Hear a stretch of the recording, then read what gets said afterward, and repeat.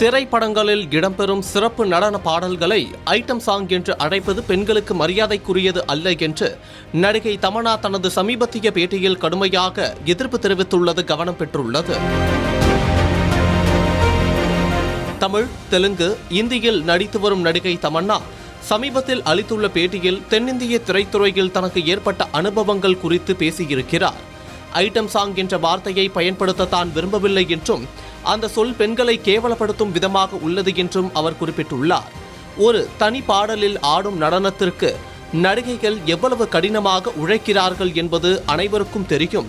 ஆனால் அதை ஐட்டம் என்று சுருக்குவது அந்த பெண்ணின் உழைப்புக்கு அளிக்கும் மரியாதை இல்லை என்றும், நடிகைகளை வெறும் கவர்ச்சி பொருளாக பார்க்காமல் அவர்களின் நடிப்பு திறமைக்கு முக்கியத்துவம் அளிக்க வேண்டும்.